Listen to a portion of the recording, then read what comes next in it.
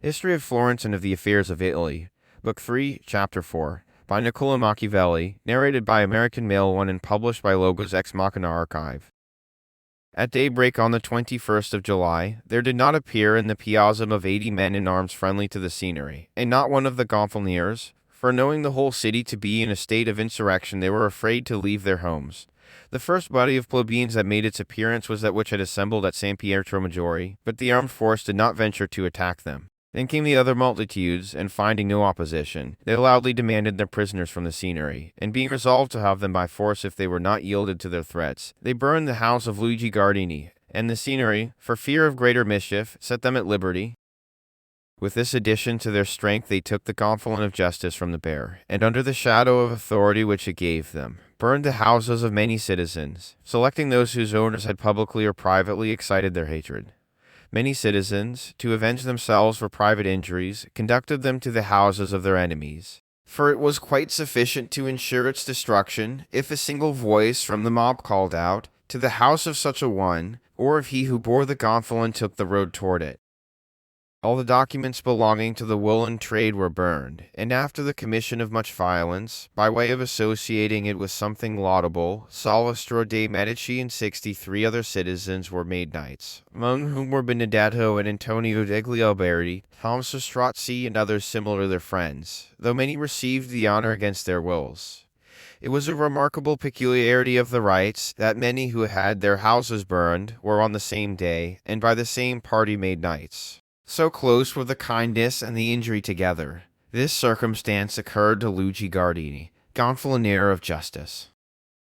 In this tremendous uproar, the Signory, finding themselves abandoned by their armed force, by the leaders of the arts, and by the Gonfaloniers, became dismayed, for none had come to their assistance in obedience to orders. And of the 16 Gonfalons, the ensign of the Golden Lion and of the Valio, under Giovenco della Suffa and Giovanni Cambi alone appeared, and these, not being joined by any other, soon withdrew.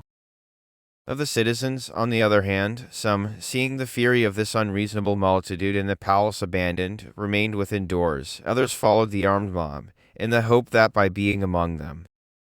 the power of the plebeians was thus increased and that of the Signory weakened. The tumult continued all day, and at night the rioters halted near the palace of Stefano, behind the church of St. Barnabas. Their number exceeded 6,000, and before daybreak they obtained by threats the ensigns of the trades, with which in the Gonfalon of justice, when morning came, they proceeded to the palace of the provost, who refusing to surrender it to them, they took possession of it by force. The Signory, desirous of a compromise, since they could not restrain them by force, appointed 4 of the colleagues to proceed to the palace of the provost, and endeavor to learn what was their intention. They found that the leaders of the plebeians, with the syndics of the trades and some citizens, had resolved to signify their wishes to the Signory. They therefore returned with 4 deputies of the plebeians, who demanded that the woolen trade should not be allowed to have a foreign judge, that there should be formed 3 new companies of the arts, namely, one for the wool combers and dyve, one for the barbers, doublet makers, tailors, and such like, and the third for the lowest class of people. They required that the 3 new arts should furnish to seigneurs, the 14 minor arts free, and that the Signory should provide a suitable place of assembly for them.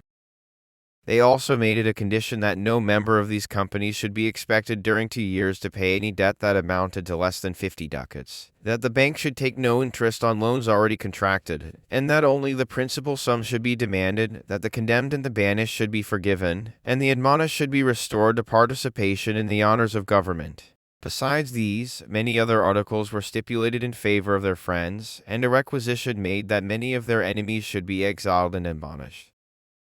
These demands, though grievous and dishonorable to the Republic, were for fear of further violence granted by the joint deliberation of the seigneurs, colleagues, and council of the people.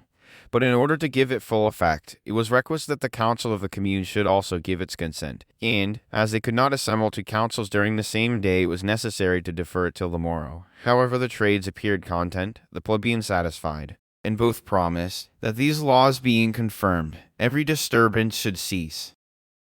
On the following morning, while the council of the commune were in consultation, the impatient and volatile multitude entered the piazza, under their respective ensigns, with loud and fearful shouts, which struck terror into all the council and Signory, and Granti Marinelli, one of the latter, influenced more by fear than anything else, under pretense of guarding the lower doors, left the chamber and fled to his house. He was unable to conceal himself from the multitude, who, however, took no notice except that, upon seeing him, they insisted that all the seniors should quit the palace, and declared that if they refused to comply, their houses should be burned and their families put to death.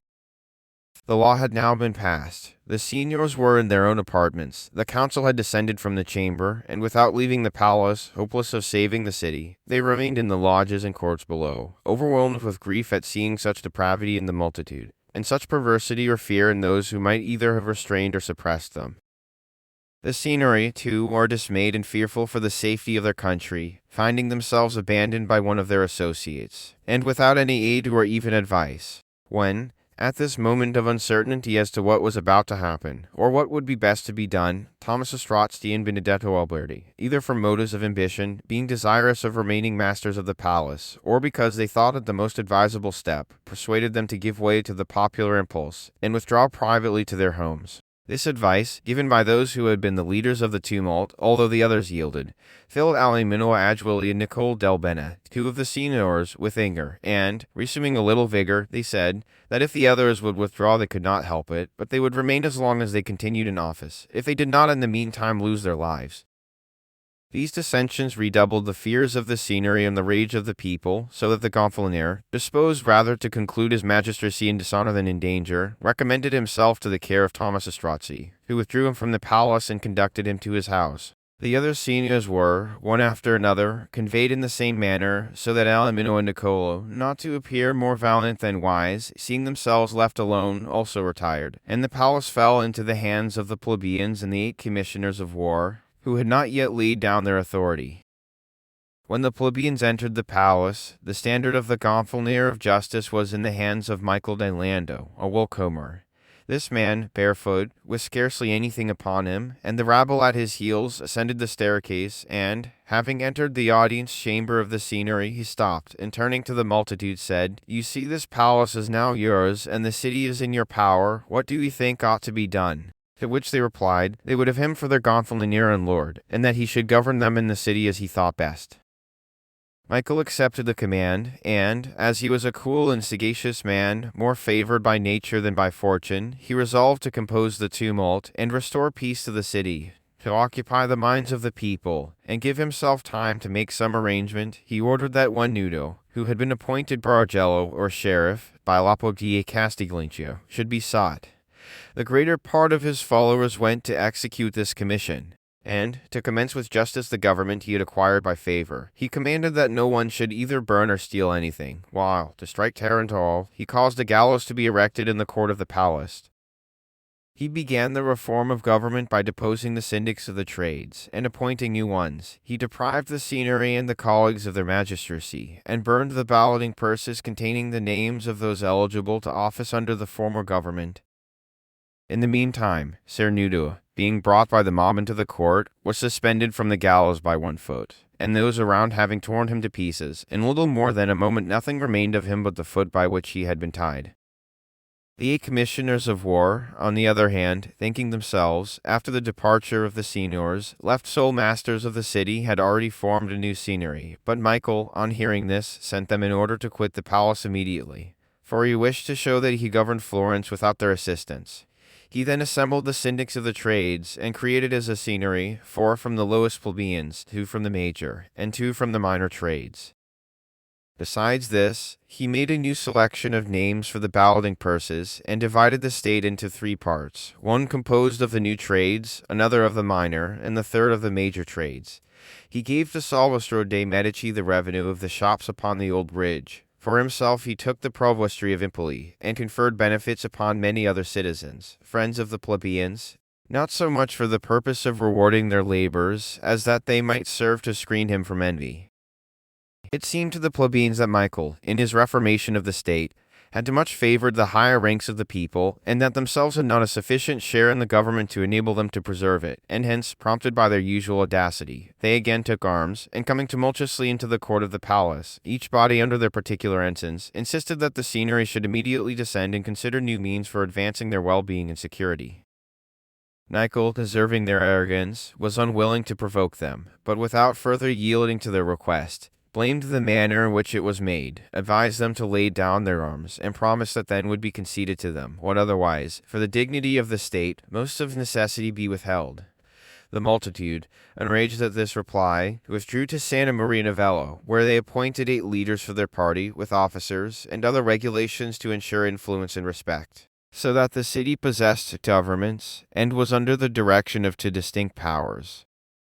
These new leaders determined that 8, elected from their trades, should constantly reside in the palace with the Signory, and that whatever the Signory should determine must be confirmed by them before it became law. They took from Salustro de' Medici and Michael di Lando the whole of what their former decrees had granted them, and distributed to many of their party offices and emoluments to enable them to support their dignity. These resolutions being passed, to render them valid, they sent 2 of their body to the Signory, to insist on their being confirmed by the council, with an intimation, that if not granted they would be vindicated by force. This deputation, with amazing audacity and surpassing presumption, explained their commission to the Signory, upbraided the Gonfalonier with the dignity they had conferred upon him, the honor they had done him, and with the ingratitude and want of respect he had shown toward them. Coming to threats toward the end of their discourse, Michael could not endure their arrogance, and sensible rather of the dignity of the office he held than of the meanness of his origin, determined by extraordinary means to punish such extraordinary insolence, and drawing the sword with which he was girt, seriously wounded, and caused them to be seized and imprisoned. When the fact became known, the multitude were filled with rage, and thinking that by their arms they might ensure what without them they had failed to effect, they seized the weapons and with the utmost fury resolved to force the Signory to consent to their wishes. Michael, suspecting what would happen, determined to be prepared, for he knew his credit rather required him to be first to the attack than to wait the approach of the enemy, or, like his predecessors, dishonor both the palace and himself by flight.